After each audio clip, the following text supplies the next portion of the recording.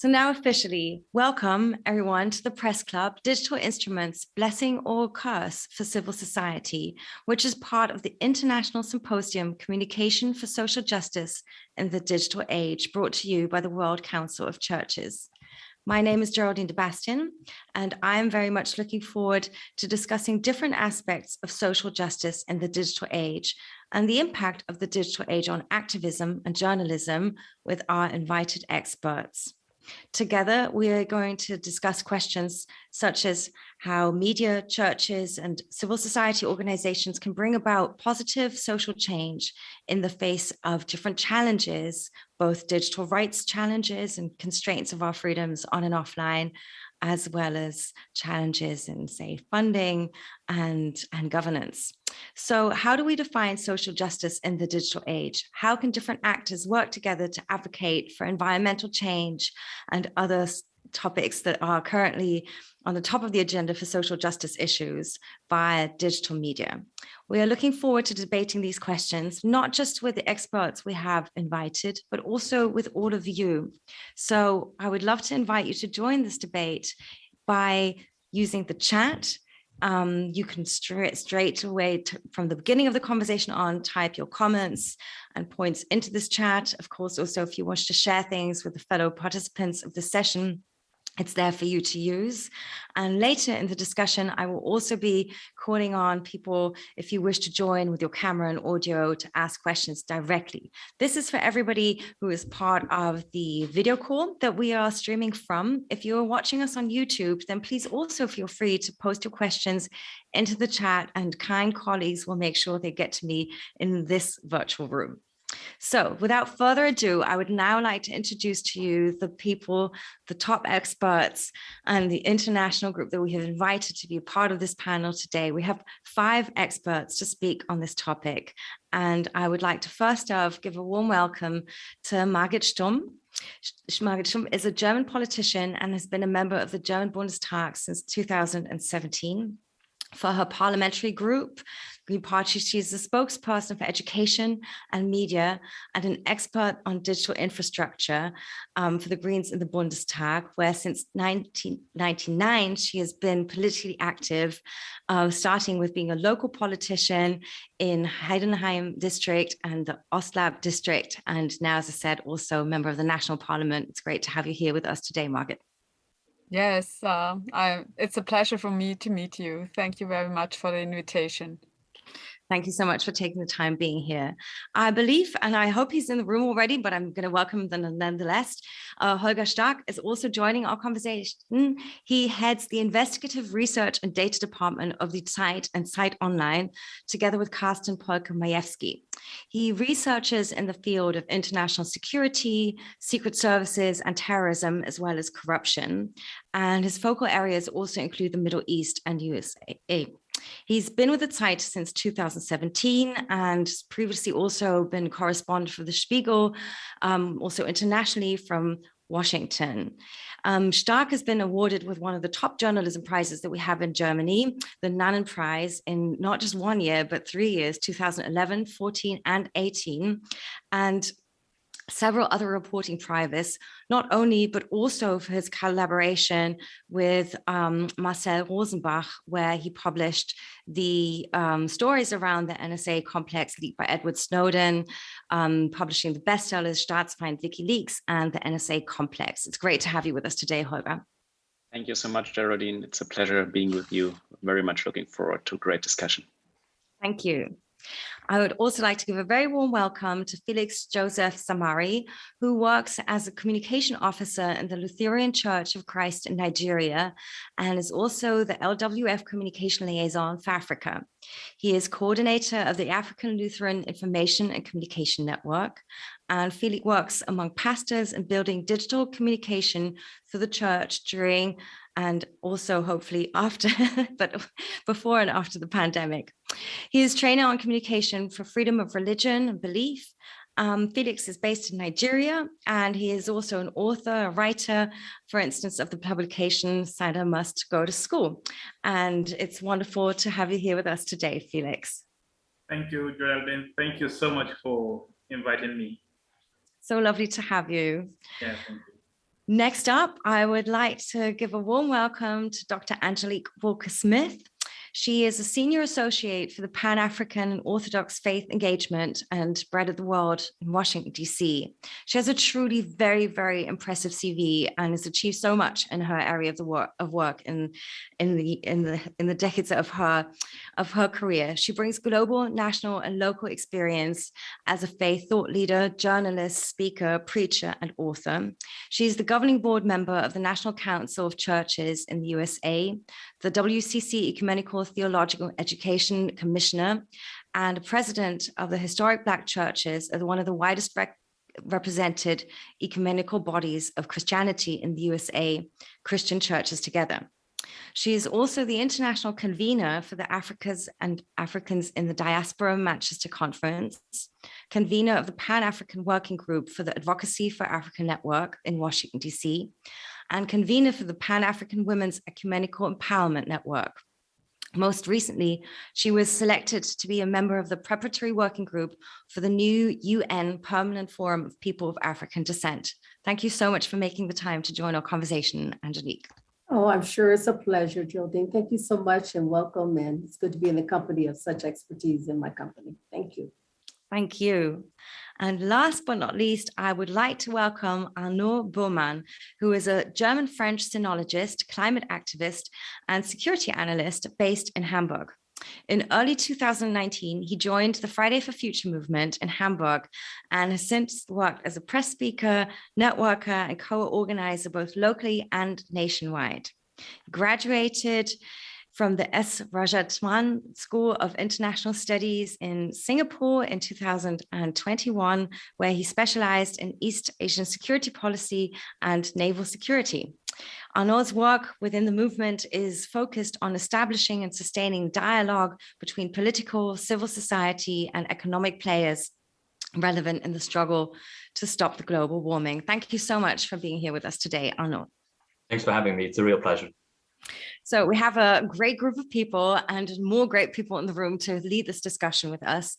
We're, of course, the evening event of a full day of conversation around social justice. And we want to talk about different aspects of social justice in the digital age. And then move on to focus in on topics around communication, social media communication on the platforms, and the challenges that brings for social justice in particular. But I would like to begin with the basics, and I would like to argue that social justice really begins with connectivity, and connectivity is still the key factor in the discussion around how to create a just digital society. I would like to do a little sound off with each of you and what you think you see as the key factors. And I'd love to begin with you, Angelique, and learn from you what you consider the key factors for social justice in the digital age.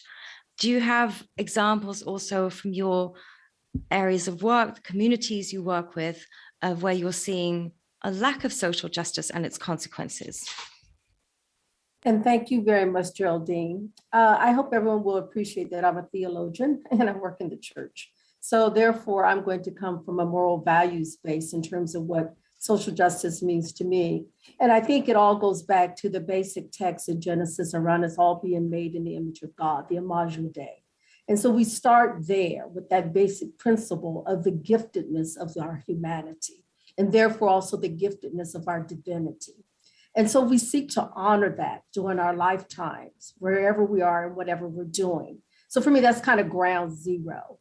And then, of course, the incarnation of Christ who came, who showed us a way of what it means to offer correctives, even in the parables. When we look at the Synoptic Gospels or even also the book of John and throughout the New Testament, we see clear examples of how Jesus, who was God in the flesh, came and offered social justice correctives. So for me, the stories and then the beginning text, and if we look at the laws that came to us in Deuteronomy and in Exodus to some extent, we start to see a kind of laying out of what it means to have a groundedness in the values of justice and of equity, and therefore celebrating and honoring our humanity, which is both a gift of divinity as well. So I start there as a basic premise coming out of the Christian tradition. That said, I do work in multi-faith context. So in the universality, certainly the monotheistic faiths, and I would say some of the polytheistic faiths, if I may use that term in this context, we see those kind of universal values operative as well.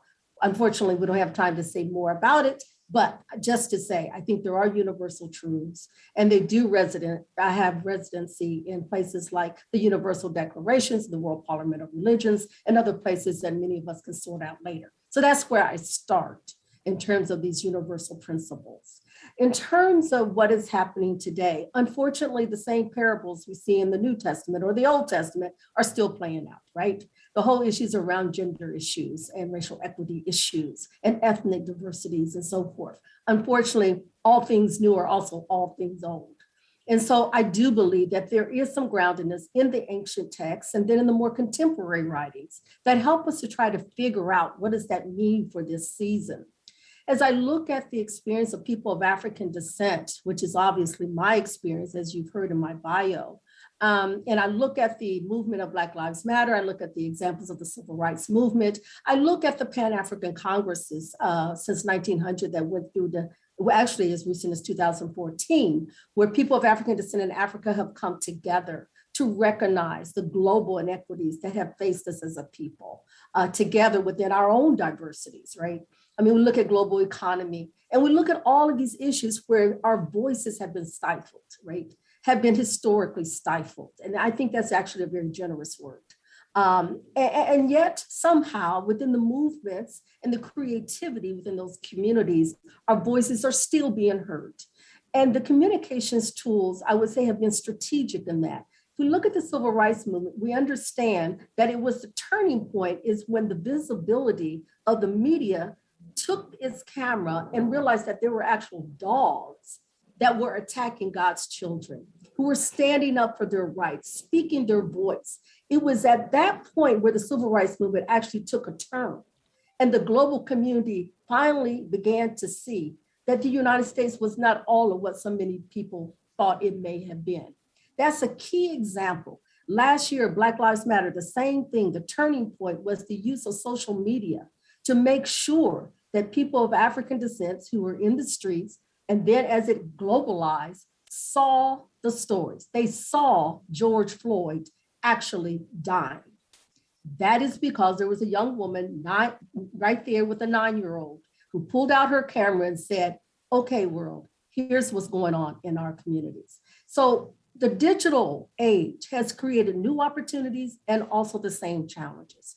And I'm looking forward to what yet can be created, especially as we talk about issues on this Wednesday, about what is a creative future that moves us to use those tools in a more equitable way, in particular around issues of control and ownership that were mentioned this morning. Because again, whereas the same people were using those tools, we don't often own the voice. We don't often own the tools and have the businesses to manifest our voices systematically. So a lot of space here for growth. Sorry, you came out with me, so there you have it. That's great, Angelique. Don't be sorry at all. Thank you for giving us such a great base for the discussion, because I think you just touched on many points that I would love to dig in deeper. And I would love to continue by asking Margaret to share her view, because obviously these are global phenomena, these are global media that we're dealing with, and yet we live in our particular political and cultural frameworks. So I would love to ask you to perhaps complement what Angelique said, also from a German European political perspective. Do you think the same issues are the pressing issues at the top of the agenda? Do you see any others that you would like to add? No, thank you. I think Angelique is right. The values are the same, if analog or digital. This is not the topic. So I think the main issue is social justice, is participation. And I am a politician, and in Germany we use an idiom, politics begins with the view on reality. And so people need an easy access to basic hardware, software, and to an internet connection to participate. That's really a problem in Germany as well as in Europe and in Africa, I think. And promoting and facilitating media literacy for people of all ages and from every socioeconomic background is crucial. And this works only if you have access. So that is the second point. And our party fights that the access to those basic things is given by the state as a service for public.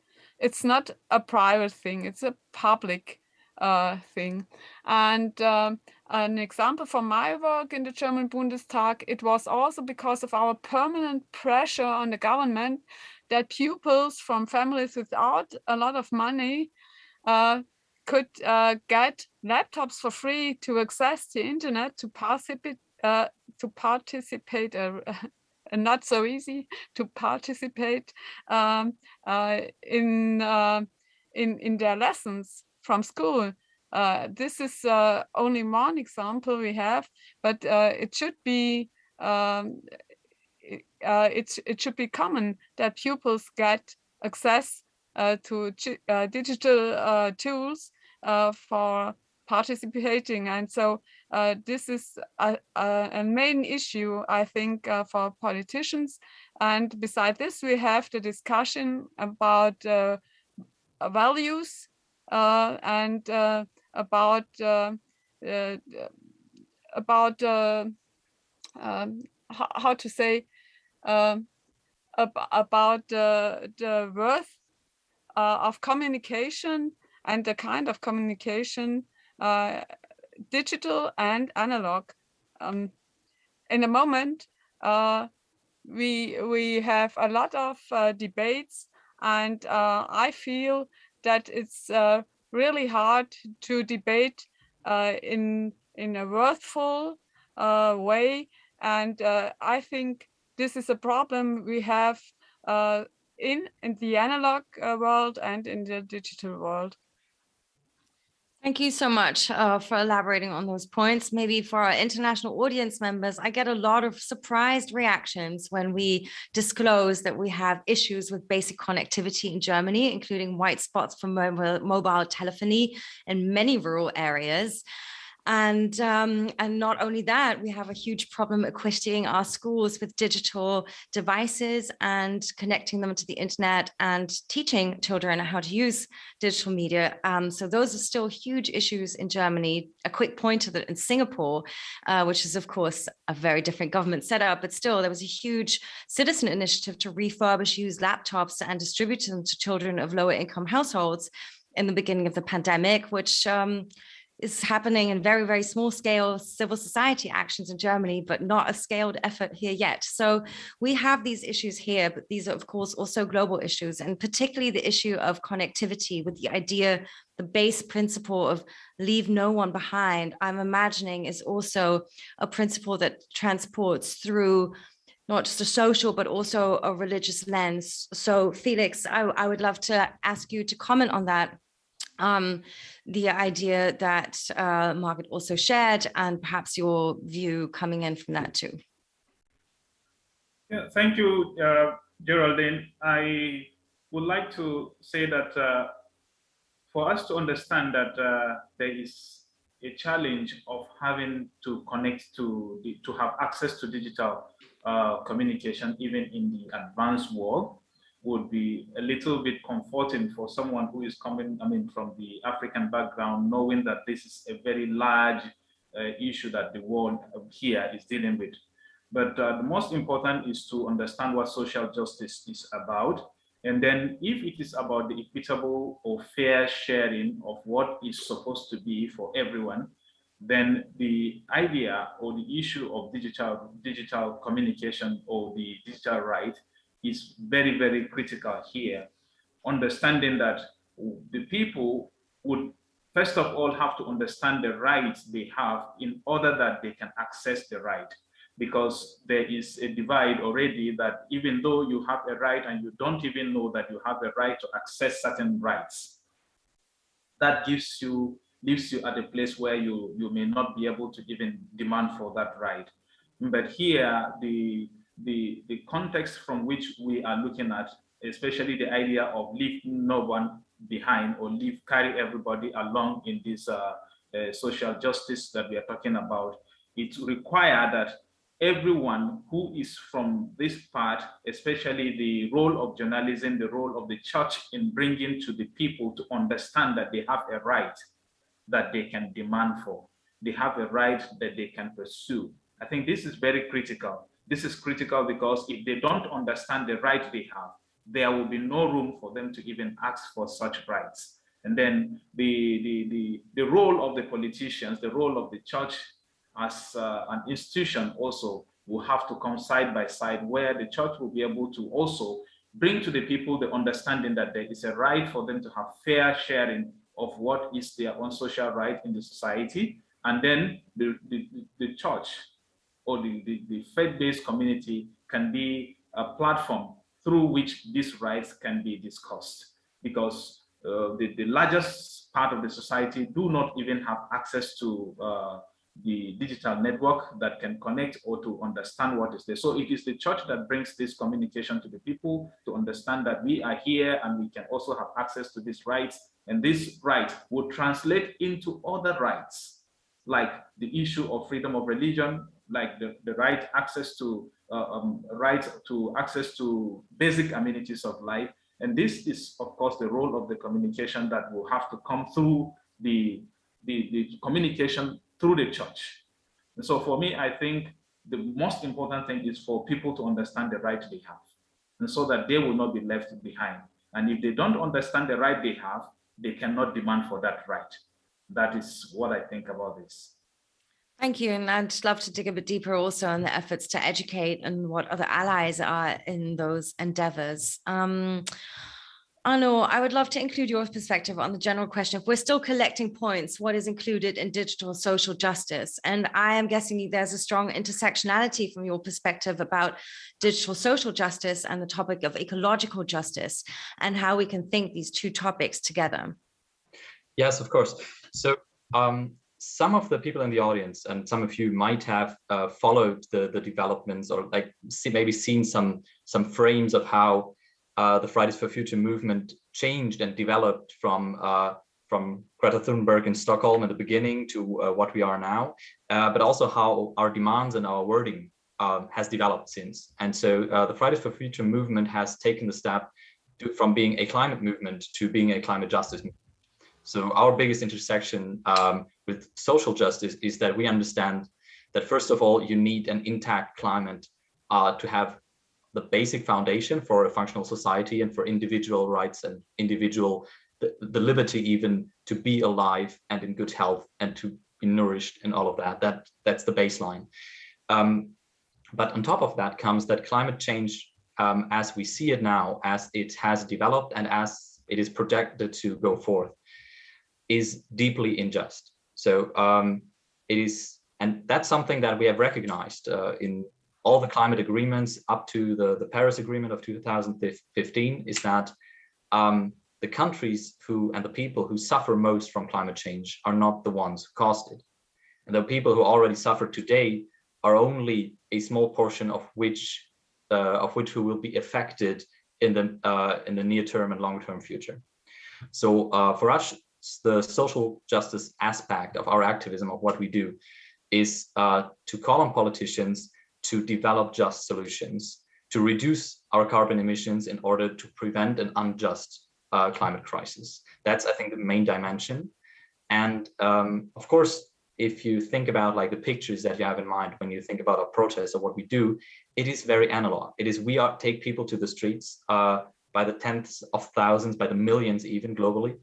And that is something that would not be possible without access to the digital world. So we are a deeply digital movement because our whole internationalness, our whole connectivity to groups, not even inside Germany, but then on the European level and on the global level, that would absolutely be impossible without access to digital media. And that's, I think, the main role that it played for us, especially now during COVID. And I'm wondering, and maybe this is something we can also advance to talk about, I personally see as a very strong interrelation between the two topics when we think about the society that we want to live in future. We want a society where we can live with a stable climate and breathe the air that is around us. And we want to enjoy those freedoms just as much as we want to enjoy our civil liberties and freedoms as well. And the question of how do we get to the both of these futures, and what kind of infrastructures do we need with both these futures? I see an ever stronger and growing connection between the digital and the ecological advancement, let's say. So maybe that's something that we can also dig a bit deeper in. Holger, of course, I want to bring you into the conversation as well. And you've heard the points of your fellow panelists. So of course, I would love for you to add any points that you feel were lacking in the just mapping of the field of digital social justice. Beyond that, I would also maybe invite you to comment a little bit based on the experience of the work that you've had that I mentioned in your short bio. For me, the topic of digital freedoms and digital social justice is highly connected, of course. And I would say that a surveillance state is the embodiment of digital social injustice. Would you agree? Yeah, thanks a lot, Geraldine, and everybody else on the panel. Naturally, I have a slightly different perspective, as I'm not an activist, but a journalist. And even though I might sympathize with a lot of points, my perspective is just a different one here. But I think there is a close connection.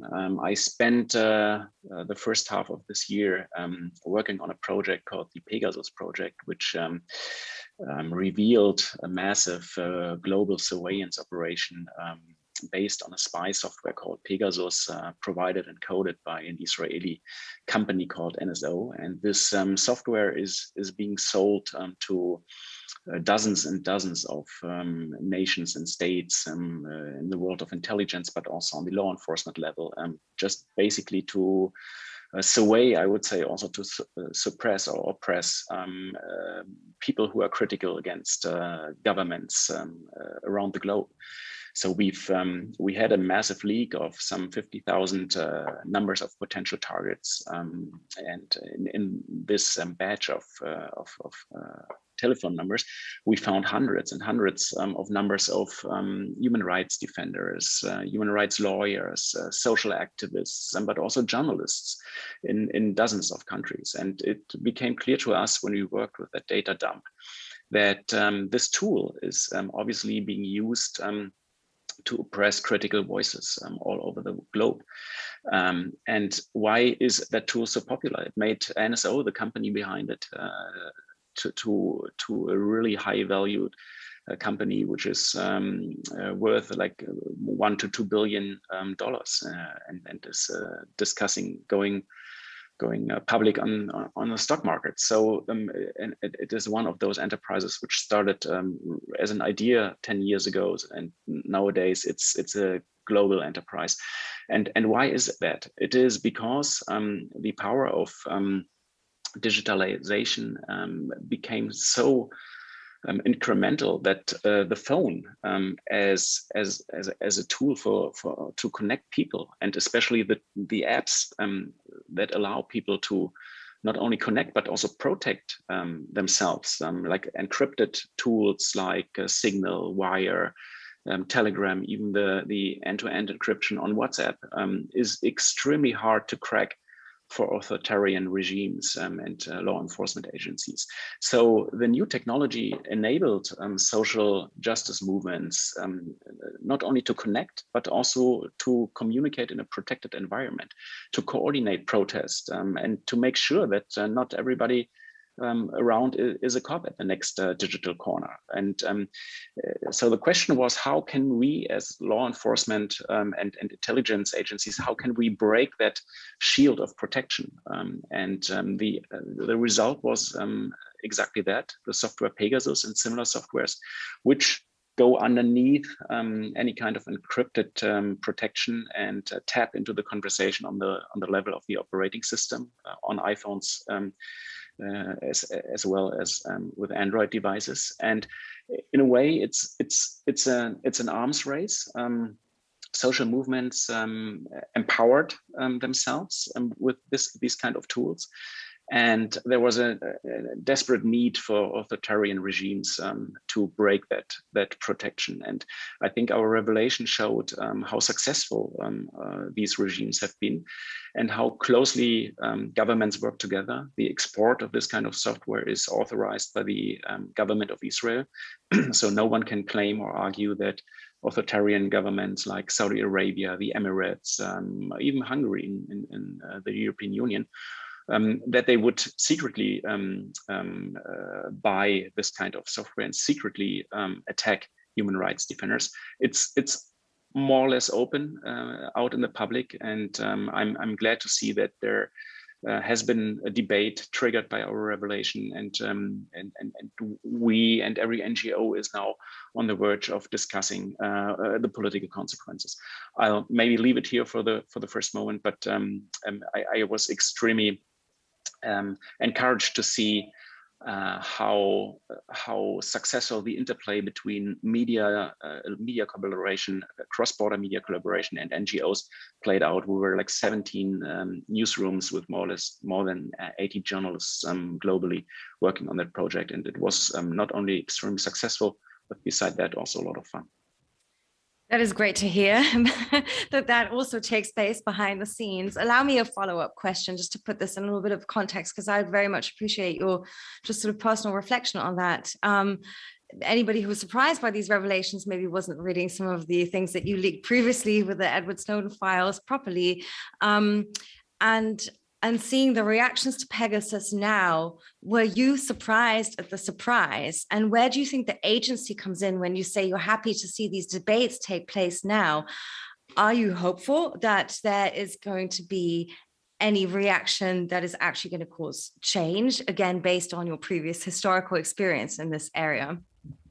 I wasn't really surprised about the reactions, but as a journalist, I must say I'm glad that people still ask for the proof. So you can claim a lot. And there was a lot of not only rumors, but also investigations about this kind of malware beforehand. So we were not the first who revealed something, but we were for the first time able to deliver the proof, in this case, the list of 50,000 numbers of potential targets. And I think it still changes the debate if you're able to deliver such hard facts. And on that basis, it's much easier for politicians to react and open a debate. I'm optimistic and skeptic at the same time. And why is that?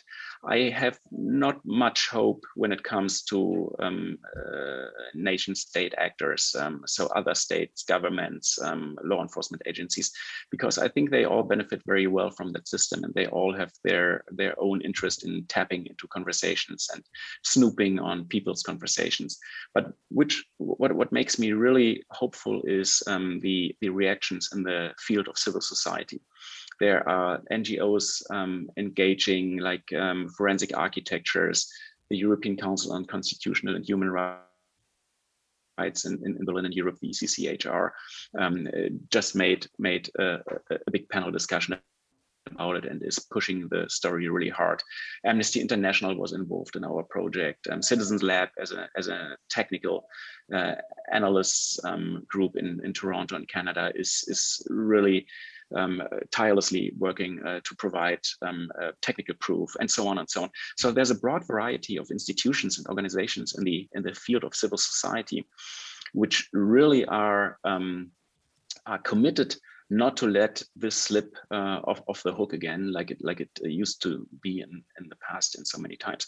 So there is this pressure right now, there is this momentum right now, and I strongly would encourage everybody to push the ball into the field and press harder. Absolutely. Thank you for sharing that, Holger. Margaret, you had a reaction, perhaps also as a politician being called on to change something here, you had a reaction. Yes, thanks a lot. Thank you, Mr. Stark. The debate is not new, but what you have done is so valuable, because we were not only surprised, but appalled. We are very glad that the purchase of this software has been exposed, because even the German Secret Service has bought Pegasus, and the government did not know. They say they did not know. And this it's there is a need for this kind of investigative journalism, and we are very happy about that, because we discuss about zero bugs, who will be used or not. We discuss about warrantless mass surveillance. We discuss about all these instruments. They can be used in our society, in our democratic society, and it's always a reason to fight against terrorism or something else, but it's a debate about civil rights, and that's the point. And I think this discussion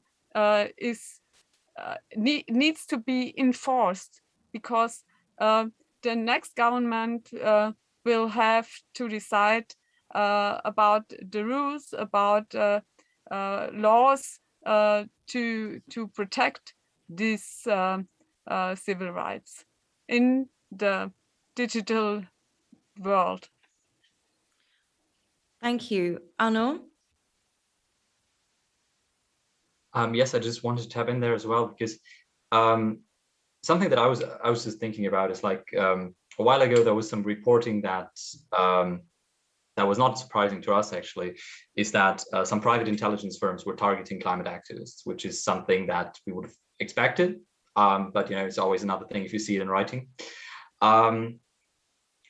And then again, you know, we as Fridays for Future in Germany, we're like one of the centers of the movement right now, because we have so much societal support here, and we actually have access to the political system to the degree that we believe that we can actually change things. At the same time, we are incredibly privileged, because if we take to the streets on a Friday, we are not afraid to end up in jail, because, you know, we're taking the liberties, the rights that we have, and we're making use of them. And we use them, of course, in the frame of the law. But this is not the same situation around the world. We have climate activists who have been not only targeted by intelligence services, but murdered around the globe repeatedly. And then at the same time, of course, if something like the news about Pegasus comes out, and we know that our own government, you know, is making use of it, we do wonder, like, what does it take until we become targeted by that? You know, where's the threshold? Like, what do you have to do to become a target of digital mass surveillance or targeted digital surveillance in this specific context? You know, is it enough if you have 1,000 people in the streets? Is it enough if you say that you want to change a political course? Like, where's the limit? And that's something that's actually deeply concerning, even in such a stable and safe environment that we operate in. Absolutely. And probably a healthy guess is that all of those have already crossed the threshold of the limit, as you called it. And I'm sure this is an issue for many Black Lives Matter activists as well. Angelique, I would love to bring you back in the conversation here, especially as in your opening statement, you also already used key terms such as control and ownership when it comes to the platforms that we use to protest our views. So I would love to hear your experience in this field, and also what are you doing to protect the activists that might be experiencing this kind of targeting? Yeah, this is a historic concern with people of African descent, certainly in the United States, but I would say globally. This whole issue of surveillance, the dismissal of civil rights, the dismissal of human rights. I mean, Dr. Martin Luther King, that's someone that I think everyone will know, was systematically assaulted. His family was assaulted systematically, and anyone else, young people. I mean, this is part of the painful history of racism, the painful history that we're talking about even now.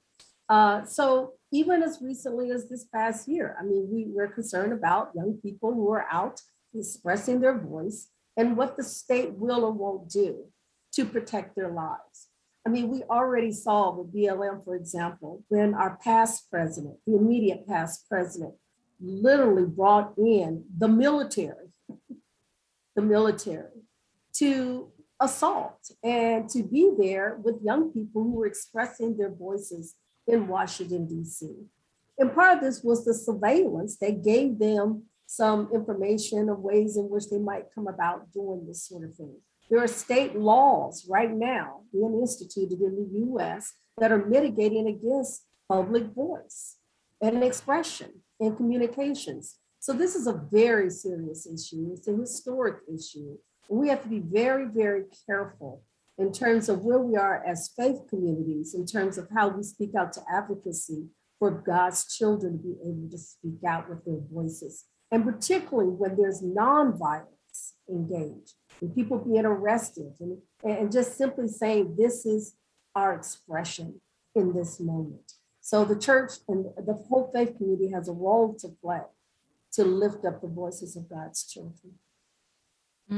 Absolutely, yeah. Felix, okay, great. I was going to just bring you back into the discussion, but you just wanted to comment on what Angela just said. Yes, I want to come up on this. Thank you, Geraldine.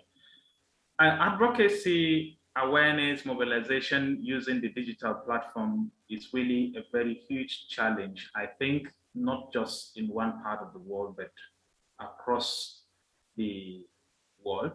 But most especially here in Africa, I would like to take Nigerian situation, for instance. The NSAS movement was one strong movement in Nigeria that a lot of young people died as a result of mobilization using the digital platform. Young people were mobilized using most especially Twitter, and a lot of them were able to come out and follow through to fight for one cause that is tagged NSAS, which is Borders on Fighting Corruption. And of course, to be able to understand that they have the right also to protest and then also ask for fairness and also to ask for good governance in their own country. But there is a lot of fear that comes with the use of digital platform, especially in this part of the world. The government is already very, very afraid of the digital platform because it seems to be that it is empowering young people so much that they are able to mobilize and then they are able to create awareness, and also they are able to use the platform to demand for their rights.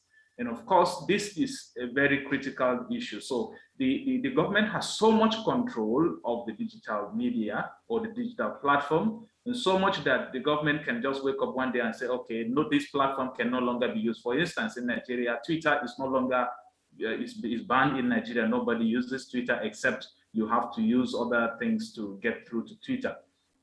And so if there is this kind of restrictions, it means that the digital platform, which is supposed to be a tool that can be used for social justice, for people to mobilize, people to advocate, people to create awareness, is also being feared by the regulatory or the government or the institution that has the power to control it and then to ensure that it does not serve the purpose which it's supposed to serve. And so for me, I feel that there is a huge fear, maybe not just digital phobia, but there is a fear from the other side of the government who is in control of who uses the platform to be able to use the platform. And also the accessibility. The borders also on issues of security and privacy, because here you discover that people are so also kept skeptical that their identity will be stolen. They don't have a lot of privacy issue that will ensure that there is privacy of the usage of the digital platform. And so this tool becomes a tool that is useful in the hands of the people, and also a tool that is being feared by people as a result of their privacy issue, and also feared by the government, so that they are seeing it also as a tool that is empowering a lot of people and making their governance difficult or inaccessible or vulnerable. Thank you. I think that's a very, like the NSAS example is so poignant in the ambivalence, as you described, that on the one hand, all this organization, all so many fantastic initiatives of people that wouldn't find each other otherwise, and different actions organized via social media. And at the same time, the state surveillance happens to suppress those actions and how close they lie by each other. And of course, particularly Nigeria is such an interesting case in itself, being one of the digital powerhouses in Africa and known for all its digital innovations. And at the same time, struggling such with some of these citizen rights and liberty issues, as you just addressed. Can you maybe just as a quick follow-up question, share a little bit how, you know, how Arnold was speaking earlier about how it's out of our jobs to keep everybody on their toes also. And of course, that's so much more difficult in an environment where you're lacking certain civil liberties. But how are you and how are other civil society organizations in Nigeria trying to push for a different kind of freedom, a different kind of accountability? What is the space that you have to do that in? Well, by the law of the country, the space is there and is open for everybody who would want to use the space in order to advocate for certain rights or to promote certain rights within the confines of the law of the land. But of course, when it comes to practice, a real sense of it, we have issues where people are arrested because they are able to, they used either the television, they used either the social media to share certain issues, to bring certain issues that would not be favorable to some individuals. But the most important thing is that the church platform is very much respected, and it's also not, that's the religious platform. Let me just say the religious platform, not just the church, whether it is the Muslims or the Christians, the religious platform is much respected, that this is a very strong tool for awareness and advocacy in this part of the world. Because using the religious platform, whether in the social space, I mean, social media or the mainstream media, it is always respected and understood that this is done to the best interest of the people. That also does not mean that there are no restrictions or there are no abuse on the part of the people or restriction from the side of the government. But it means here that people using the religious platform are able to connect easily with the people using the religious platform. They are able to say certain things, and then they are able to express their dissatisfaction with policies. They are able to also call for fair sharing of social rights of people in the society. The space is there, it's not restricted. And I think that is in most part of Africa. Thank you. Maybe we can see how to exchange some of these strategies in the later course of discussion. I just had a glimpse into the chat because we've actually started receiving some questions from the audience. This is great. This is another invitation for you to start sharing your questions, and I will pick those up in just a second. Or actually we'll bring them in now because it actually fits quite well to the point of discussion that we're in at the moment. So we're basically, of course, seeing all the opportunities, and we've also described some of the key challenges that we're facing. Another part of this discourse is, of course, how the different platforms that we're basing a lot of the communication on are currently being operated, what kind of values they're operating under, and how their communication modalities are. We've had a question come in from Jen Haywood, who is a pastor and a journalist in the East Washington state. And he's commenting on the rise of the alt-right being heavily dependent on the social media connection. This is, of course, a phenomenon that we've been observing from Europe of how this has taken place in the US, but probably also vice versa. The question came in as to how far we are experiencing the situation also in Germany, and what the digital connection between the alt-right and our social media platforms are here. Margaret, would you like to comment on that? Yes, I just have the problem that I do not know the expression alt-right. The Rechtsextreme, also the far right, let's say. Yes, because there are different meanings. So yes, in Germany we have also the problem that the alternative rights build their networks in social media, and so we have always the issue that the border's not clear. What is the meaning of expression, and what is on the other side of the law? And so we have one law. For example, in Germany, the so-called Netzwerkdurchsetzungsgesetz. We have this law, but it was formulated to protect citizens' digital rights and citizens' rights. It works to some extent, but it also has weakness. But that's the reason why we need to revise it. But what concerns us very much, however, is that this network enforcement law is often used as a template by states that are authoritarian or exhibit authoritarian traits. And that's our problem. The discussion is very big, and I think one of the main tools to protect people from the alternative rights is education, is digital education, is education about media, how to use media, how media works. And I think this is the bridge to your issue, Geraldine. When the internet became a mass medium at the beginning of the millennium, hope for democratization and also for media and information freedom were very high. In fact, the low threshold access to knowledge and information seemed to be a huge opportunity for education and democratization processes. But what we see at the moment is how the rights deal with fake news and deal with hate. And this is a development against the origin we had. And I know the internet from the beginning, and we had so much hopes. And so now we see we need regulation like in the analog world. And we discuss how we can regulate the internet to save our rights, to save the possibilities for democratization, and not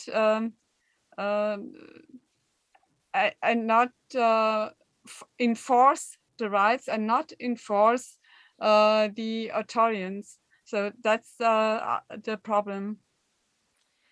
Arnold, I was just looking over to you because I was wondering, from the perspective of your generation, the sort of very utopic and hopeful look that we once had on the internet and on digital communication and what it would do for our society.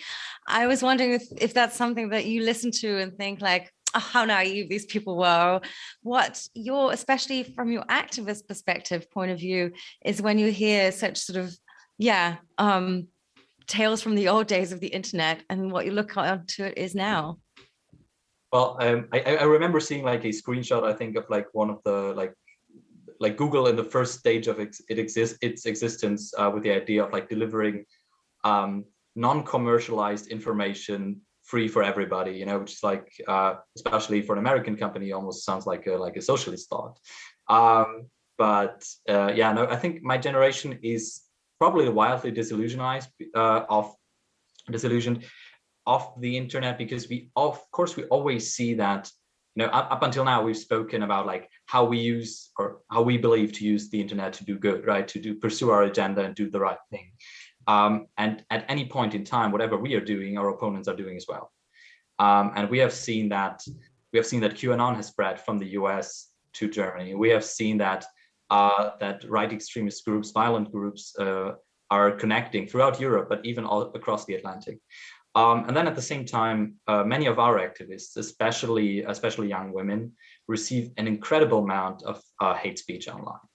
So there's no, a movement is very feminine as well in its public perception as well as in its composition.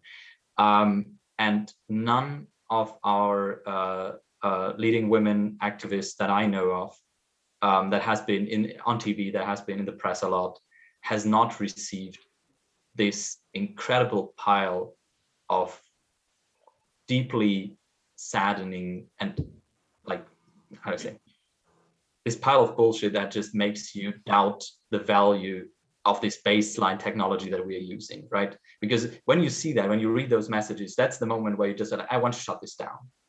Like, that's the moment where you're like, okay, if I am using this and they are using that, like, there is no moral value in the technology, right? It's what you use it for.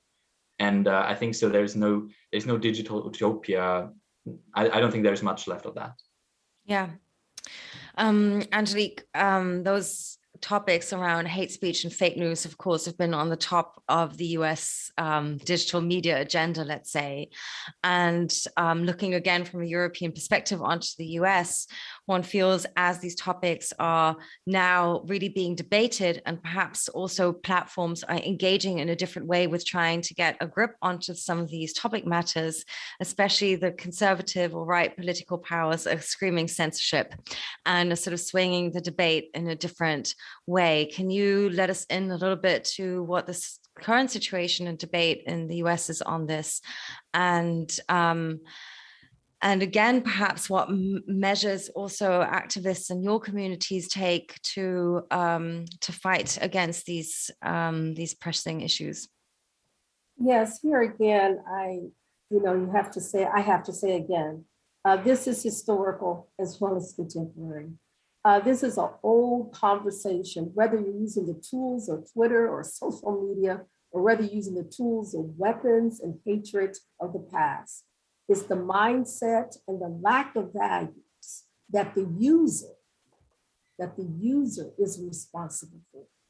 And unfortunately, there are those who choose to use these tools, regardless what they are, to use against the fullness and the appreciation of one's humanity and our brothers and sisters or whoever is in the space that we share, right?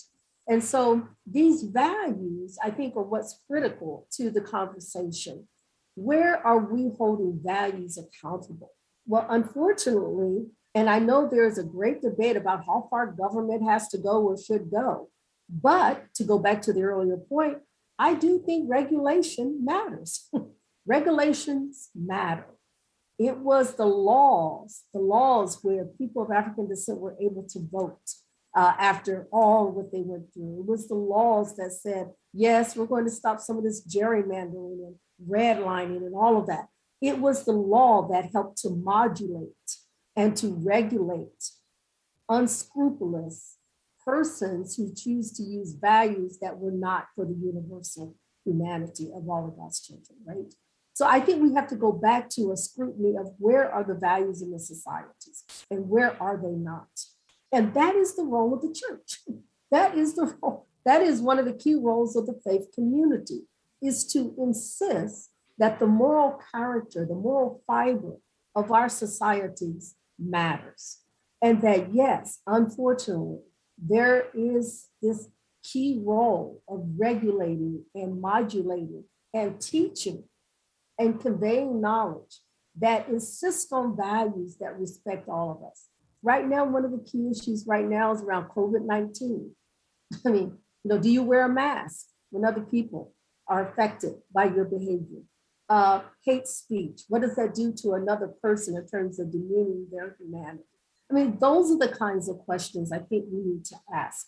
And I think the faith community has a key role to play in that. And I think some of the partners, for example, WCC and others, I think are really trying to speak into this moment around what that means for us and to use technology, use the digital space and other tools of communication to step in, to insist on a kind of moral knowledge that helps us to respect one another.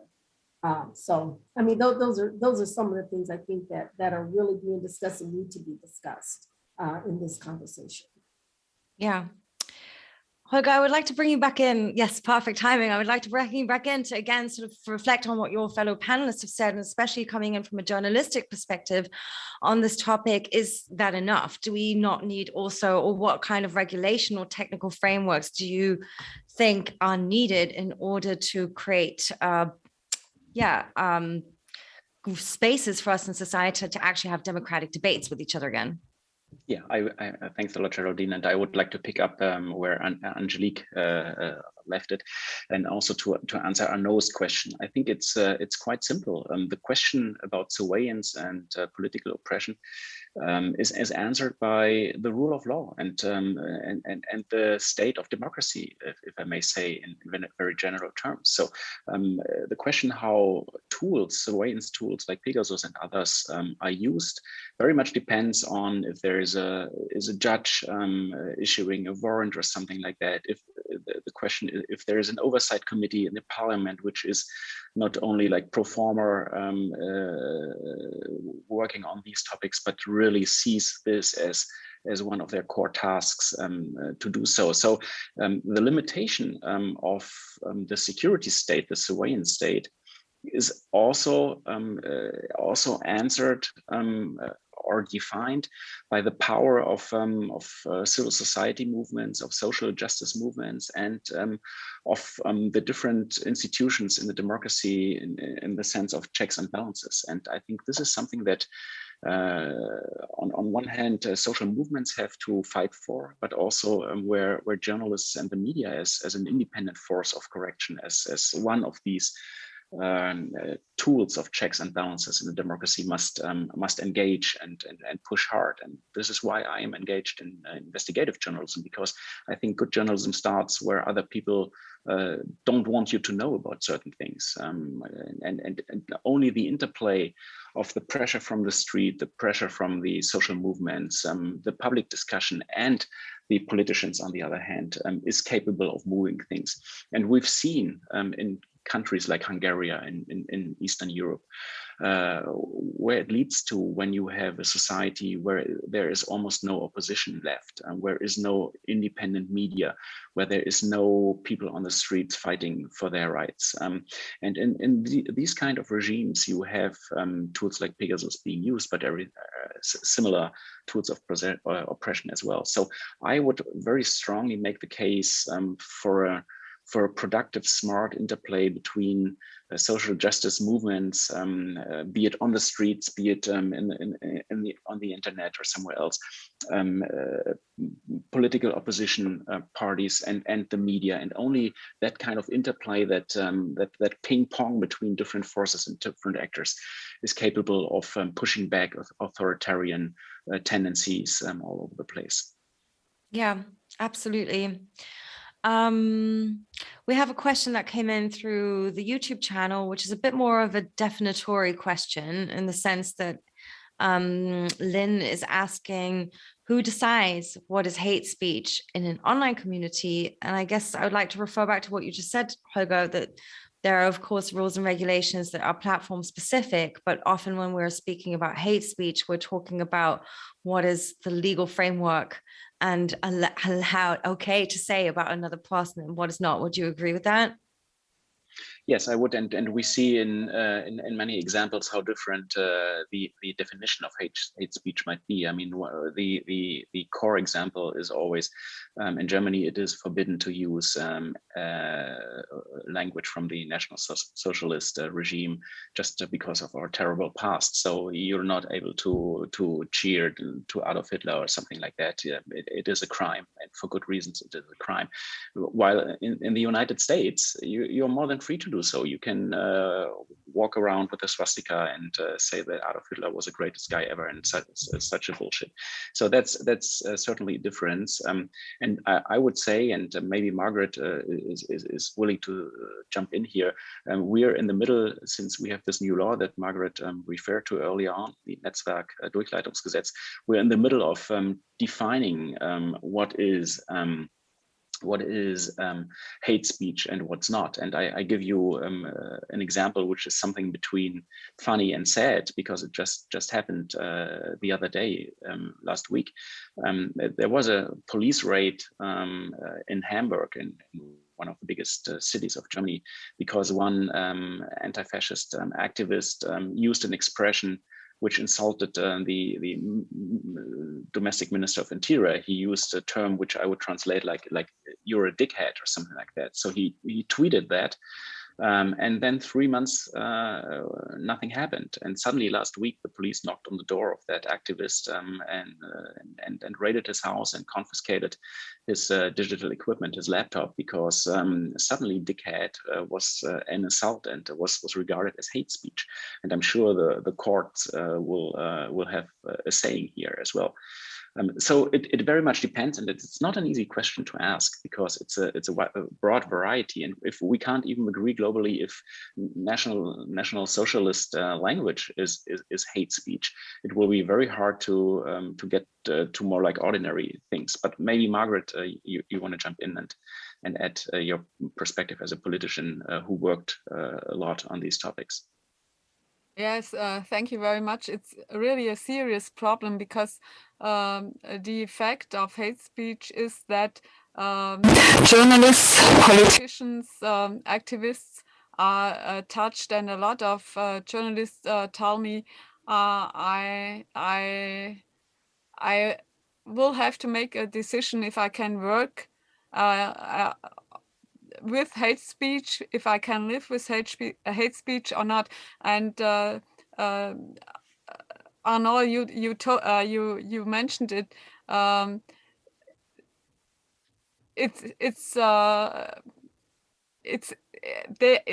women are touched very, very deep about this, and they are targeted. Female journalists, female politicians, and a lot of women, if they have to decide, will I become a journalist, will I become a politician, and then they see the hate speech and the lot of expressions in the net, they decide, oh, it would be better to take another job, and that's a problem for democracy. And so we discuss a lot about the line between regulation and censorship. That's our problem. We have the Netzwerkdurchsetzungsgesetz, and sometimes it works and sometimes not. And you talked about the problem of using instruments. It's about the values you have when you use an instrument, and the freedom of speech is very sensitive value, and so I think the discussion will go on, because the big ones of social media, we mentioned them, GAFA, they tell us, we want you, the politicians, to decide, but if you don't decide, we decide with our own rules. And that's really the problem of censorship at the moment. They take down a lot who is what's really what's under the right of free expression. And if you don't want them to take that down, you have to start a communication, and this is a hurdle for some people. So I think we are just at the beginning of the discussion, and we take the discussion to the European level, because if we decide in Germany the net is worldwide, that's only a really small part. And so I think we need a common regulation at the EU, and maybe in other democratic governments. Mm. Yeah, Felix, I wanted to loop you in on this debate, because I have read up on different examples also of hate speech, but also fake news having really grave effects in the Nigerian context. And again, referring back to what Holger was saying, in absence of other, perhaps different pluralistic media and its availability to people in different areas around the country, the stark effects that spreading of fake news can have. Can you share any examples yourself from the Nigerian context here? Yes, thank you, Geraldine. The idea of fake news and the idea of using the digital media to spread what is not, either as a fake news only, not only as a fake news, but also as a news that is intentionally targeted at people to either bring confusion or just to misinform people. That is a very serious issue that is being handled here. And because who determines what is not true, or who determines what is fake news, or who determines what is not acceptable here, it's a big question, because sometimes it comes to a point of putting one group of people against the other. For instance, using the digital media to spread false news about the government is a very serious issue that the government is contending with. And also the church, as it is today, it is often seen as lack of responsibility on the part of leaders for people to use the digital platform to spread news or to raise kind of a tension, maybe responding to some things that happen. One of the critical area of what is happening here and what is bringing a lot of worry is sharing some gory images of what happened. For instance, there are cases where people are killed either by bandits or by a group of armed men. And so such pictures are put out there on the social media.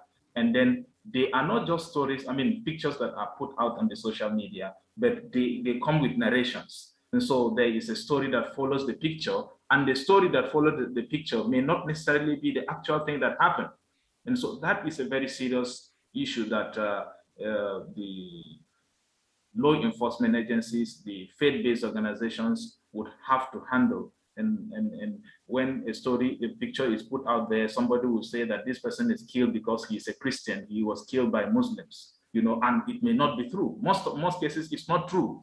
It's just an incident that happened, maybe an accident or so. So such fake news are so dangerous that it can cause a lot of confusion that will result not just into other people taking laws into their hands and then rising to kill one another. And so this is what is obtainable here.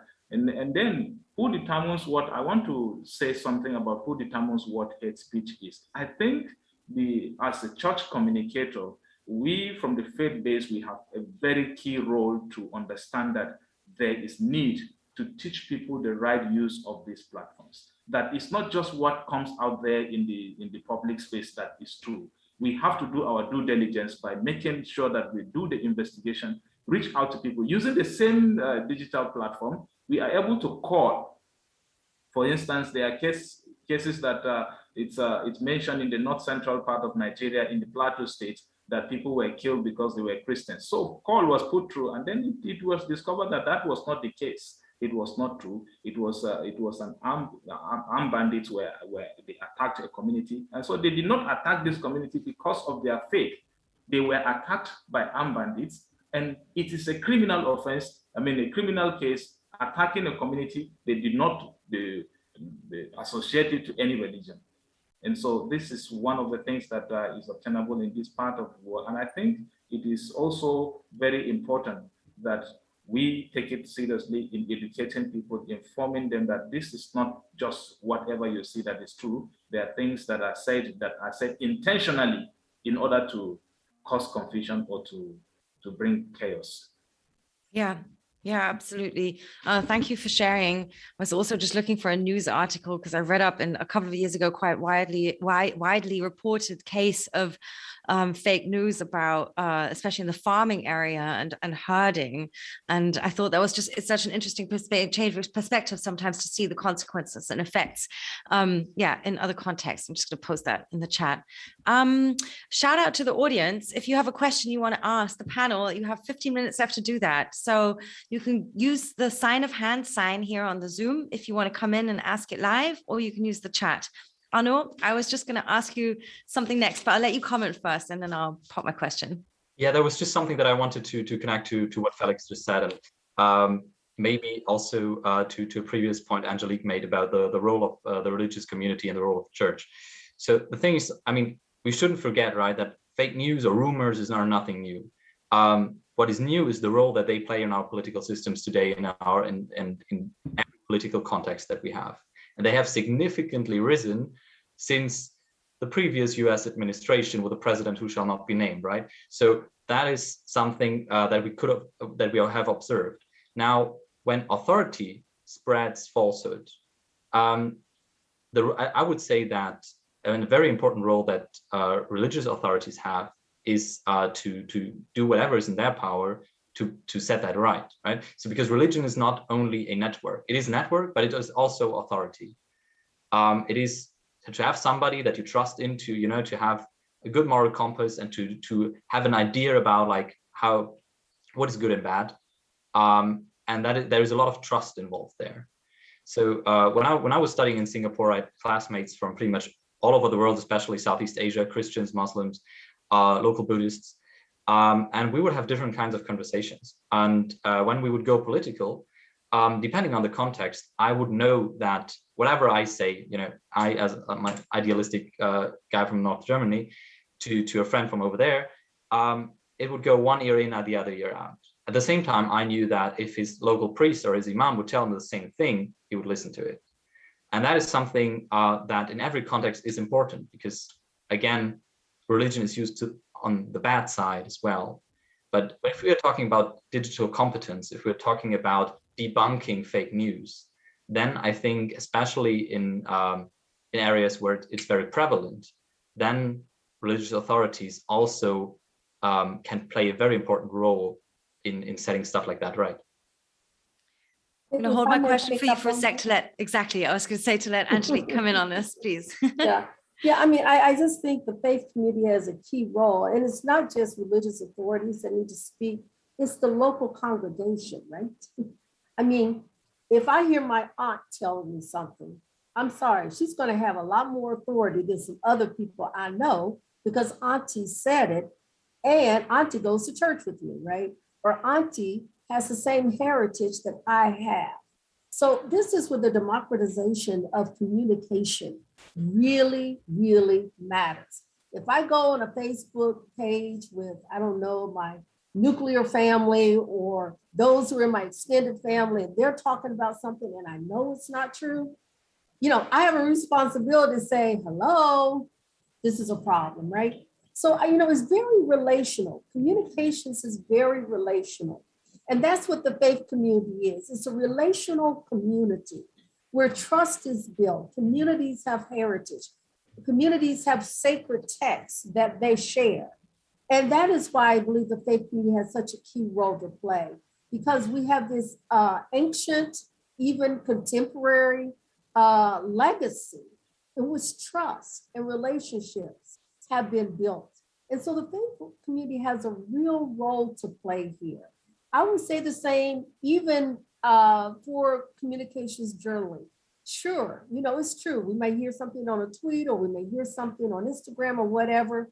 But if the person who sent the Instagram is talking to you or you're in relationship with that person, it's your best friend that sent that out, you've got some influence there. You've got some power there. And so I just want to speak into communications as relational, as opposed to just tools and systems that we have at our disposal as well. When these things work together, when we bring in the relational dynamic, we bring in the community dynamic, we bring in values that also help to regulate and monitor some of the tools that are being used in this moment. I think then we have the possibility of coming up with some strategies to kind of counteract some of these negativity of fake news and all the rest. Unfortunately, in the United States right now, fake news is really being challenged with COVID right now.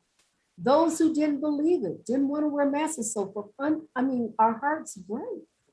But there are people really dying right now in unprecedented numbers right now because they chose to go with fake news.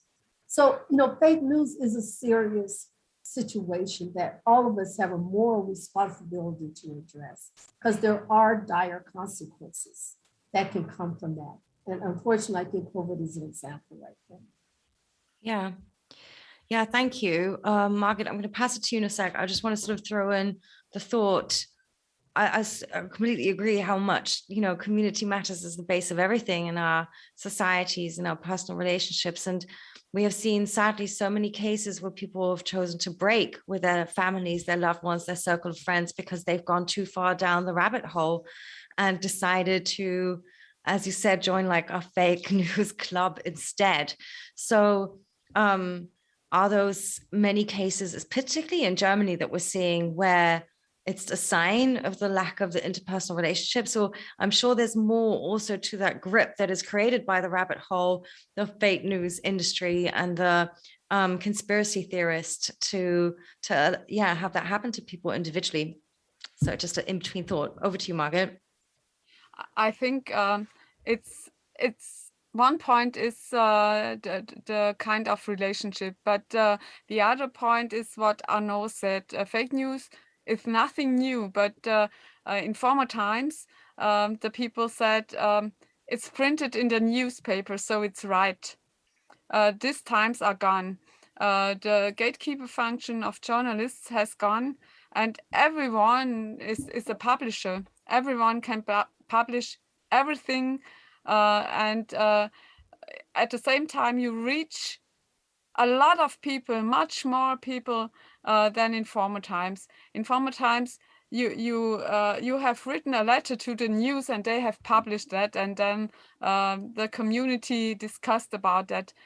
In these times, you notice some news, fake news or not, and in the next second, you are publishing. That's the kind of process at the moment, I guess. And no one is thinking, or a few people are thinking over, fact checking, and this is the lack of media literacy, and that is a really big issue of education, I think.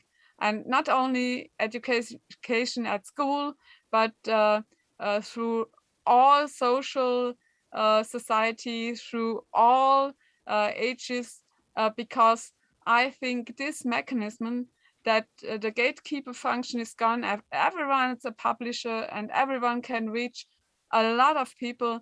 This is a new mechanism, and we have to deal with. I'm looking at the time. I have a critical question that came in from the chat that I'd still like to ask to the panel. So Felix, if you could react briefly, and then I'll bring in that final question from the audience. Okay, I would like to react to the gatekeeper role that the faith-based community would still have to play, and the right media, the media will still playing in the society.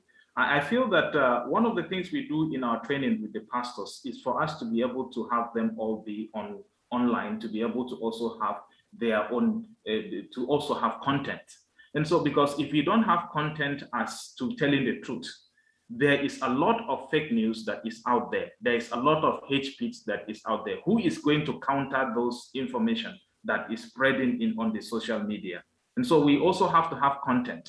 If we have content, also sharing our content is going to be that the fact checked, we will now be the source, that those who are saying the fake news will check, okay, what is these people saying? Because we trust them. And that credibility already has been established because faith-based is already trusted. And so if they are able to publish, they can be trusted with the information they are sharing. I'm sorry to cut in, but I feel like it's a good time to ask that critical question that came in from the audience, which is, and I'm asking this openly to the panel, how do we hold faith communities accountable when they are the ones spreading fake news or holding bigoted points of view? Yes, thank you very much. This is a very important point. And as I think about the experience of people of African descent, particularly in the US, it was the Ku Klux Klan that used religiosity to actually mitigate against our human rights and our civil rights. So this is quite the point. This is a historic problem as well. So that just means the voices who understand universal truths, who I believe have the interests of the greater good at heart, we have to fight harder. We have to march stronger. We have to lift our voices. We have to educate. We have to advocate even stronger When I think about the civil rights movement again as an illustration, when the dogs came, when the Ku Klux Klan was lynching and all of that, actually the movement grew stronger. It grew stronger and said, we resist the untruths of how religiosity has been turned around to not support universal human rights where we're regarded. So I think this means that we have to be bolder. We have to be more courageous in the faith community to speak against it. And when you look at history, I think you see evidence for how that has helped us to move things forward. Thank you. We're quickly, fastly, westly, all of those things approaching the end of our conversation time. So I'm going to do a last shout out if there's anybody in the room who wants to ask a question to the panel. Now is the time. The question I was going to ask you earlier, Arnaud, and this is just to squeeze in another topic matter, again, also coming from your field of action, but also your generational perspective, if I may. We talked a lot now about fake news and who gets to regulate the truth on these platforms, but sometimes culture is an issue on the platforms that we use today as well. And the boundaries that we might reach according to the platform logic might not match the same sort of cultural boundaries we set ourselves. And this is something that we debate a lot in Europe with using a lot of US founded platforms with a also US perspective on certain cultural topics. How is this a topic that you address within your activist group? And if so, is this also something that's impacted on the way that you use platforms for Friday for Future? So I think there's two things, right? If I recently read something, and now that's like the classical situation of like I've read something online. If I remember it correctly, it was a survey about digital competence among generations. And not very unsurprisingly, it found that even though people my generation and younger also do spread fake news, the prevalence is much lower than in our parents' generation, right? So we have maybe grown up in a little bit already skeptical sense towards the internet. So it's like, if we read something that rings a bell and we're like, okay, maybe there's like, there's a little doubt, we're much more likely to fact check it. On the other side, we are present on pretty much every platform that exists, right? So it's because our core interest is to reach people, right? We want to get our information, our message to people, we want to mobilize them to think about climate change, get the idea, get out to the street, change politics. So we do that from TikTok to Facebook to local newspapers to TV stations. So every medium that exists right now, there is probably a Fridays for Future channel on it. Having that said, not all of them work in the same way. So we know that there are different audiences on different platforms. And I cannot comment on how different Fridays for Future groups in different countries differ in their approach to their local audiences to us. That's something that I do not know. What I do know is that we already have a very broad spectrum. Like, I think the classical idea is like, we shoot a video that is about 3 minutes long. So the 3-minute version comes on YouTube. A 2-minute 30 version goes on Facebook. Then a 1-minute version comes on Instagram, and a 30-second version comes on Twitter, something like that. So that's something that where we know is like the platform audiences differ, and we adjust our framing, our messaging to the platform. We don't really have the luxury to be like, we don't like this company, so we just don't go on in there, because we still want to reach the people, right? Yeah. No, I totally understandable. I was alluding a little bit to the question, like, do some Friday for Future forums say, okay, how much, I don't know, there's always the classic example of nudity, which I'm sure is not so much a core part of your protest strategy, but like, where do you touch the cultural boundaries of the platforms that you're using? But we've run out of time. Maybe just to close the circle again, Holger, maybe like a last closing statement from your side on, just a little bit of future prediction of perhaps also how we can, you saying earlier, like engage our politicians to push push for certain kinds of regulation, to push for certain kinds of collaboration between also. So from a journalistic point of view, where do you think we can be better global allies to each other in this topic and this conversation? Well, thanks, Geraldine. I believe that having this pressure from the streets is incremental in political change and change of society. And I'm incredibly encouraged to see how many NGOs, how many roots organizations, roots activists have come together in the past from Black Lives Matter in the US. About 2 Fridays for Future, which changed really a lot in the German conversation. We all know Greta Thunberg and what she achieved just by herself at the beginning, and then with the support of so many others.